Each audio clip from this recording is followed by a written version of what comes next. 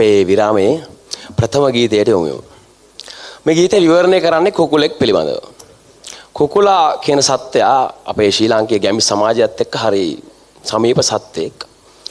කියමනක් තියෙනවා ගැමියෝ අතර කුකුලා අතින් නරම්ම කියලා.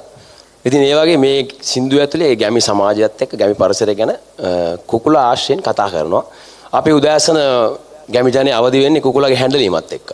ඉතින් අපේ විරාමයක් සංගීත සන්ධ්‍යාවත් අපි ආරම්භ කරමු කුකුලෙක් ගැන කතා කරන ගමන්. මම කැමතියි දැනගන්න ඔබතුමාගෙන් ඇයි අපි මේ වගේ ගීතයක් ගැන කතා කරන්නේ? කුකුලා මං හිතන්නේ හරි විශේෂයි. මං මෙතෙන්ට ආපු ගමන් බැලුවා පහනක් පත්තු කරන්න තියෙනවා. මම බැලුවා උඩ කුකුලෙක් ඉන්නවද කියලා. සාමාන්‍යයෙන් කුකුලා දැන් ඉතුරුලා ඉන්නේ ඔය පහන උඩයි. අනික කුකුල ඔක්කොම ඉන්නේ ෆ්‍රිජ් වල නැත්තම් ෆාම් වල. ඉස්සර එහෙම නෙවෙයි සාමාන්‍ය ගැමි ජීවිතේ ගෙවල් වල මේ ගම්මාන වල කුකුලෝ හිටිය රංචු පිටින් නේද? දැන් ඒ කුකුලෝ නැහැ. දැන් ඉන්නේ හදපු වයස අඩු කරලා හදපු අපේ උමනාවට හදපු සම්පූර්ණ ඉරණම වෙනස් කරපු කුකුල් වර්ගයක් දැන් ඉන්නේ. අපේ ජනප්‍රියම කෑම වලටවත් වෙලා තියෙනවා. හැබැයි කුකුලා සමග ජන ජීවිතයේ තියෙන බැඳීමට වඩා මොවින් හරි වෙනස් සම්ප්‍රදායත් එක්ක නේද? නමුත් කුකුල් මස් තමයි මං හිතන්නේ දැන් වැඩියෙන්ම ජනප්‍රිය වෙලා තියෙන්නේ. අනික් කුකුලා ජීවී කුකුලෙක් පහනට වෙලා ඉන්නවා. හැබැයි අපේ සමාජෙත් මොවින් කුකුළු ඉන්නවා. මන් දන්නේ මේතන ඉන්නවද කියලා. හැබැයි සමහර තැන්වල ඉන්න ඕක හරි කුකුලා කියනවා නේද? සාමාන්‍යයෙන් කියන ගම්බලත් කියනවා ඕ මිනිහා ඔමිටට එන කුකුලා. ඇයි එහෙම කියන්නේ? ඇයි එහෙම කියන්නේ? ජීවිද්‍යාත්මක බැලුවනම් කුකුලාට දවසට 60 වතාවක් කිකිලියත් එක්ක ලිංගිකව එකතු වෙන්න පුළුවන්. දවසට 60 වතාවක්. ඒක තමයි කියලා තින්නේ. ඒ සමහර අයට කුකුලා කියන්නේ. හැබැයි මෙහෙමත් කියනවා. එයා මේ එකම කිකිලියත් එක්ක ඉන්න කැමති වෙන්නේ 4, 5, 6 වතාවක් වගේලු. ඊට පස්සේ එයා ටිකක් කම්මැලි වෙනවලු, උදාසීන වෙනවලු. නමුත් අලුත් කිකිලියක් හම්බුනම ආයි මුල ඉඳලා අලුත් විදිහට වැඩ පටන් ගන්නවලු. එහෙම තමයි කුකුලා සම්බන්ධ කියන්නේ. ඒ නිසා තමයි ජනවහරයේ සමහර අයට කියන්නේ ඕක හරි කුකුලා කියලා. ඒක පැත්තක්. මට මතක් වෙනවා පරණ ජන කවියක්. මේ ජන කවිය මහාචාර්ය සුනිල් ආරියරත්නයන් ඔහුගේ සිරිබොයියා කියන චිත්‍රපටයට ඇතුළත් කරගන්නවා. සිරිබොයියා කියන්නේ සබරගමුවේ නිර්මාණකරුවෙක් ලියපු ලස්සන කෙටි කතාවකින් කරපු චිත්‍රපටියක්. පියදාස පලන්සූරිය තමයි මේ කෙටි කතා කරුවා. සාගර පලන්සූරියගේ සහෝදරයා. මේ කෙටි කතාවෙන් සිරිබොයියා කියන චිත්‍රපටය නිර්මාණය කරන මෙහි ප්‍රධාන චරිතය රඟපාන්නේ සබරගමුවෙන් බිහි වුණු ලෝකෙට බිහි වුණු අති විශිෂ්ට රංගදරයා ජෝ අබේවික්‍රම. මේ සිරිබොයියා කතාවේ තියෙන මොවින් ගැල්කරුවන්ගේ දිවි පෙවත. අතීතයේ කරත්තකරුවන්ගේ ජීවිතය තමයි තියෙන්නේ. ඉතින් මේගොල්ලෝ කරත්ත කණ්ඩායම් පිටින් ඈත පළාත් වලට බඩු අරගෙන යනවා මෙහෙන්. කොළඹින් බඩු අරගෙන සබරගමුවෙන් බඩු අරගෙන ඌව පළාතට එහෙම යනවා. ඉස්සර මේ ඔක්කොම කරත්ත පාරවල්. දැන් වගේ වාහන ගියේ නෑ. ඉතින් මේවා යනකොට ඒගොල්ලෝ නතර වෙන තැන් තියෙනවා. ඒවට කියනවා කරත්ත මඩු කියලා. මේ තැන්වල කඩ තියෙනවා. කරත්ත අලුත් වැඩියා කරන කම්මල් තියෙනවා. සත්තු නාවන තැන් තියෙනවා. කොහොම හැදිලා තියෙන. ඒවා තමයි වර්තමානයේ නගර බවට පත් වෙලා තියෙන්නේ. ඉතින් මේ කතාවට අනුවත් මේගොල්ලෝ කියලා නවතින තැනක් තියෙනවා මර්වින්. මේ තැන මේ පුංචි කඩයක් තියෙනවා. මේ කඩේ ඉන්නවා ලස්සන ගෑනු කෙනෙක්. ඒ චරිතේ රංගපෑවේ ගීතා කුමාරසිංහ. ඉතින් මේ සිරිබොයියාගේ පොඩි මොකද්ද ඇයි හොඳයියක් තියෙනවා මේ කඩේ කාන්තාවත් එක්ක. ඇයට සම්පුරුෂයෙකුත් ඉන්නවා. ඉතින් මේගොල්ලෝ රාත්‍රියේ නවතින්නේ මෙතන. කරත්ත එල්ලලා තැන් තැන් වල පැදුරු වෙලාගෙන කරත්තයට හැමතැනම රාත්‍රියේ නිදා ගන්නවා. ඒගොල්ලෝ රා මුට්ටි ගෙනල්ලා රා බොනවා හොඳට. වීලා කවි කියනවා. ඉස්සර සින්දු කියන්නේ නැහැ. ඉතින් කඩේ මුදලාලිටත් හොඳට පොවනවා කවි කියා. මුදලාලි කලින්ම නිදා ගන්නවා. ඉතින් මේ ටික ඔක්කොම සිද්ධ වෙනකොට රෑ 12:01 විතර වෙලා. ඉතින් කට්ටියම නිදා ගන්නකම් මේ සිරිබොයියයි කඩේ කාන්තාවයි හැරගෙන ඇහෙන් ඉඟි කර කර දැන් වගේ SMS වලින් WhatsApp වලින් පණිවිඩ යවන්න විදියක් නැහැනේ. ඔක්කොම කරන්නේ මේ පොඩි ඇස් වලින් කරන ඉඟි වලින් තමයි කියන්නේ. බලන්න සංනිවේදනය. ඉතින් ඔක්කොම නිදාගත්තට පස්සේ ඕන්න කරත්තයක්කට මේ දෙන්න පොඩි වෙලාවකට හම්බ වෙනවා. මේ හම්බ වෙන වෙලාවේ පසුබිමින් යනවා මේ ජන කවිය. අමරදේවගේ හඬින්. කවිය මෙහෙමයි. ආට වරුණ ඇති කුකුලනි මම තොපට රණින් වලලු සාදා දෙන්නෙමි පයට. මෙයප දෙදෙන එක්කුණි රෑ 3 යමට ඉර උදා වෙනවා. ඊටත් කලින් කුකුළු අඬලන්න පටන් ගන්නවා.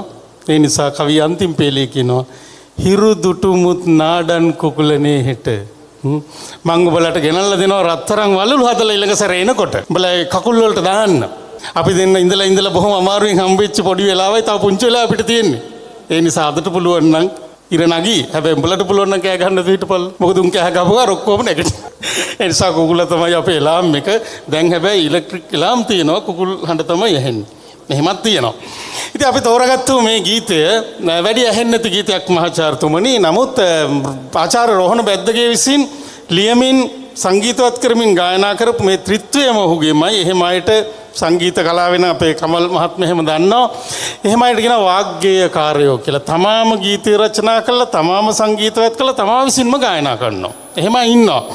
ආචාර්ය රෝහණ බැද්දගේ, රූකාන්ත ගුණතිලක, ක්ලැරන්ස් විජේවර්ධන, සෝමතිලක ජයමහා මේගොල්ලොම ලියලා මේගොල්ලොම සංගීතවත් කළා ගායනා කළා තියෙනවා. බැද්දගේ මහත්මයාත් එහෙම කෙනෙක්. ඔහු රචනා කරපු මේ ගීතය හරි අපූර්ව ගීතයක්. ඉස්සර මේ ගීතය අපේ ගෙවල් වල ටීවී තිබුණ නැති කාලේ රේඩියෝ එකෙන් උදේ පාන්දරට ඇහෙනවා. කුක්කු කූකු කුකුල් නින්ද හමාරයි. කුක්කු කූකු අවදි වෙන්න වෙලාවයි. හිමිදිරියේ අවදි වෙලා පාඩම් කරන්න මෙන්න අලුත් පාඩමක්. අලුත් දවසක් ගැන කියන ලස්සන බලන්න. ඕගොල්ලන්ට පාඩම් කරන්න ඔන්න අලුත් පාඩමක් උදා වෙනවා. ඒ තමයි ඊළඟ දවස, අලුත් දවස. මේ දවස පිළිබඳ හිතනකොට අපි කලින් දවස් ගැනත් හිතනවා.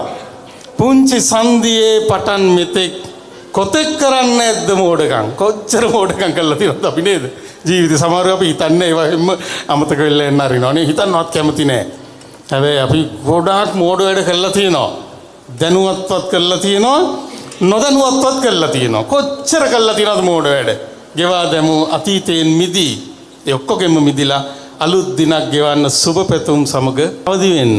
එච්චි දේවලින් උගත් යමක් එවයින් යම් කිසි දෙයක් ඉගෙනගෙන නාගතයට පාඩමක් ලෙසින් හෙට දවසට පාඩමක් විදිහට සිතේ තබා මෙවන් උදෑසනක් අලුත් දිනක් ගෙවන්න සුබ පැතුම් සමග අවදි වෙන්න. දැන් අපි ඉන්නේ රාත්‍රියට මුහුණලා. හැබැයි රාත්‍රියේ අවසාන ඊළඟට අපි අලුත් දවසකට එනවා. ඉතින් මේ වැඩසටහනින් පස්සේ ඔබලාට මේ පරිසරය දිහා අලුත් ඇහැකින් බලන්න පුළුවන් නම් මේ සවරගම් පරිසරය මම මේ අර අපි තේබුණ තැන්ට ඉහළ මාල්ට ගියන් ගියා. ඇත්තටම මේක හරියටම හෝටල් එකට ගියා වගේ දැනෙන කියලා එච්චර ලස්සනයි. ඒ පරිසරය දිහා අලුත් ඇහැකින් හිට උදේ ඔබට බලන්න පුළුවන් වේවි කියලා මම විශ්වාස කරනවා. ඒ නිසා අපි මවින් වැඩසටහන ආරම්භ කරමු. මේ අති සුන්දර හැබැයි අති සරල ජන කවියක් වගේ ඉතා සරල නමුත් හිතට අලුත් හැඟීමක් ගේන්න සමත් වෙන මේ ගීතයත් සමග මේ ගීතය අහලා බලමු.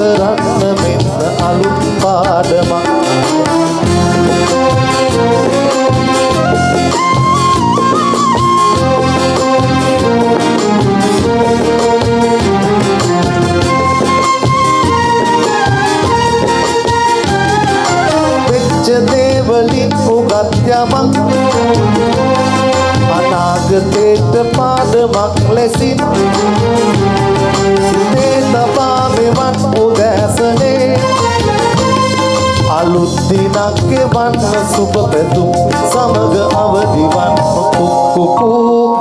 කුකුල් දහමාරයි